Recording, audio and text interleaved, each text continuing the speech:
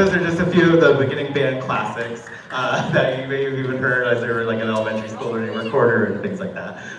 The next song is also a perennial favorite every single year. We're gonna play Go Tell Aunt Rhody, but we're also gonna use this song to demonstrate to you all as an audience kind of how we learn each song in 6th grade band, beginning band. Because yes, we're learning how to play instruments for the first time, but oftentimes a lot of these students are also learning how to read music for the first time. And there's a lot of steps that kind of go into it. They're processing so much information at the same time. And so we break it down into like really manageable chunks. So the first thing that we have all of our students do is master like the most foundational, most important aspect of music, which is rhythm. That's like when we make sound in time. So the first thing that we do, band, what do we do when we learn a song? What's the first we do? We gotta count it, right? So we're gonna count number 26.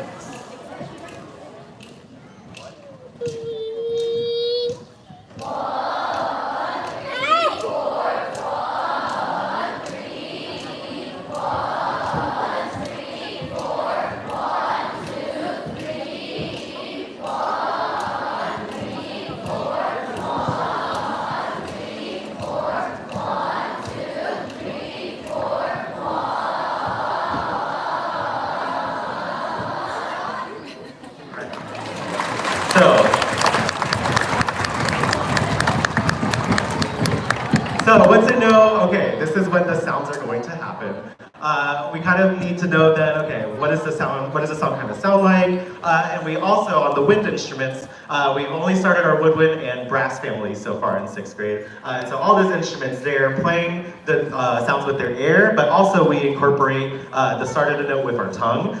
So they all have a specific syllable that they use to kind of create the sound on their instrument, and it initiates with the tongue. So we now take the rhythm and add pitch and our tongue movement and air behind it instead of the numbers in order to get starting to learn how the song's gonna go. So we're gonna T-top to it, band.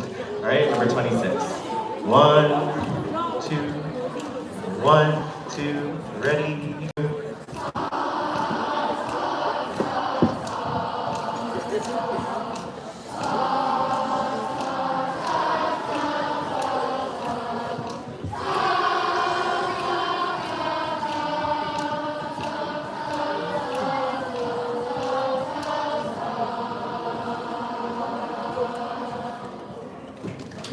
So they're also becoming amazing vocalists as they're learning. And then once we're able to know, okay, this is kind of how the song goes, we're incorporating our ear, we're incorporating our tongue, then we have to add the aspect of the thing that they're holding, the instrument.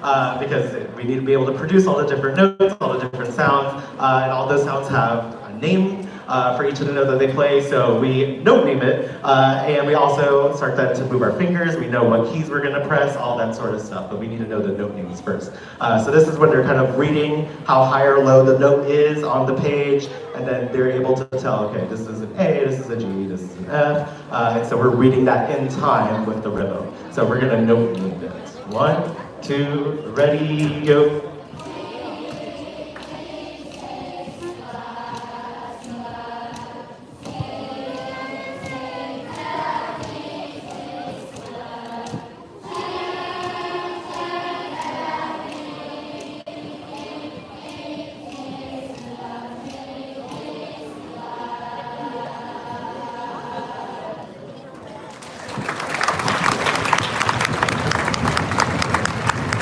It might have sounded like a jumble of different letters, that is correct. All the instruments are pitched to different keys, so they're actually saying different letters than the section right next to them in order to produce the same sound. They're even reading different notes, so it's going to sound kind of jumbled.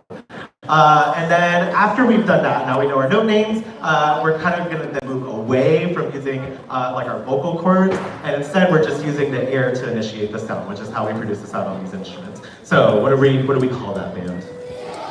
Sizzle, and they're going to move the fingers on their instrument to put down the keys that they need to play those different notes they just note named. So we're going to sizzle finger 26. And ready, position. 1, 2, sizzle, ready, go.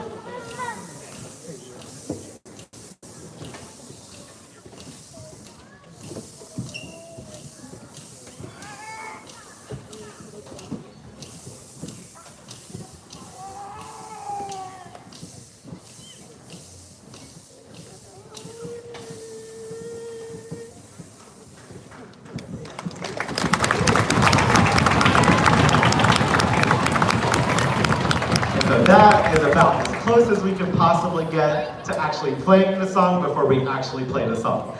So all of these steps are getting them to think about one aspect of the music at a time, which as a beginner, when there's a lot to process on the page, is a good thing to do. So we encourage them to break it down into these small manageable chunks, or just one aspect at a time. And then sometimes if it's a really tricky song, like this one was originally, we even do it just like 1 or 2 measures at a time, just maybe 8 notes at a time.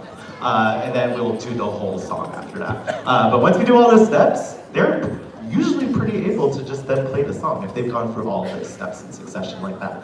So we're going to play for you now. Go on the road.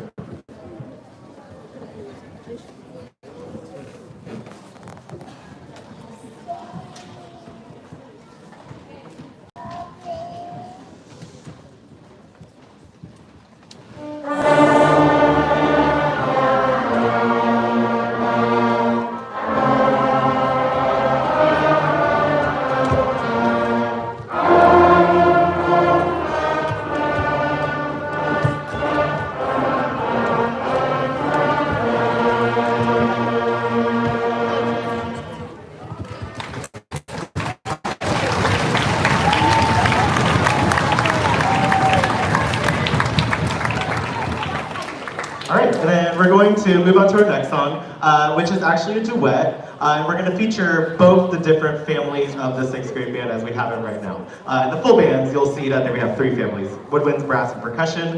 We've only started woodwinds and brass so far, but we'll have our woodwinds first, woodwind instruments. Can you please hold up your instruments so we can see what they are? We got the flutes over here, we got our clarinets, we got our saxophones over here. And what they all have in common is that they at least originally were all made out of wood, except for the saxophone, or they use a piece of wood to actually make the sound. So that's hence the name woodwind, and they're using their wind from their body to make the sound. And as of now, then the flutes are now made out of metal, and the clarinets and saxophones, they use a piece of wood that actually vibrates to make the sound. And so we spent a lot of time at the very beginning of the year not even worrying about the rest of the instrument, and just playing on the small part of their instrument that produces the fundamental sound, and getting them to make a really solid sound on just that part of their instrument. And I say solid sound, but when you hear what the clarinets do, it might sound a little crazy, but it is correct. So this is kind of what we listened to for 2 full weeks of woodwind class. Woodwinds, can we hold out our mini instrument note? Oh yeah, or that's our mini instrument. And then we're just gonna play our sound on that instrument. Here we go. 1, 2.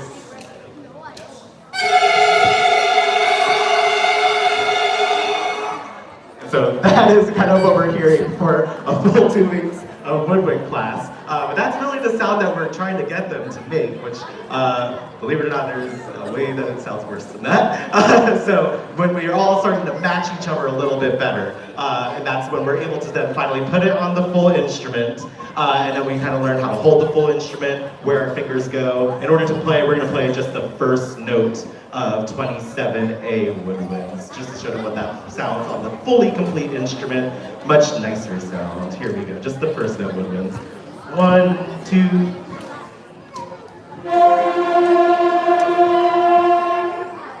Once they're able to make that fundamental sound, then they're able to make that sound on the full instrument.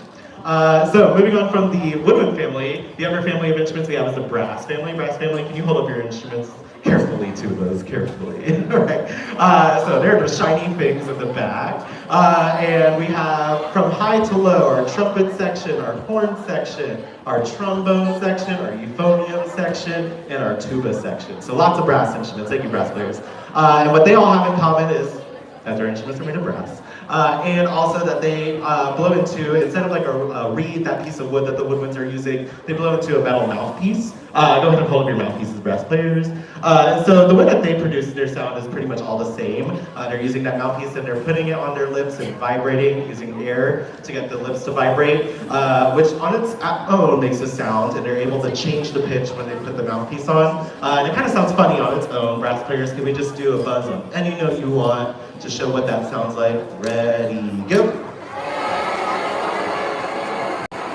So we're also hearing that sound for like 2 weeks in brass class, that kind of buzzy B kind of sound. And they're able to change that sound in order to change notes And then when they put it on the full instrument, then they're able to kind of center the pitch and amplify it through the rest of their instrument to make it a more beautiful sound. So brass class, we're just going to play the first note of 27B. We're going to play and hold that note. All right. 1, 2, ready, go.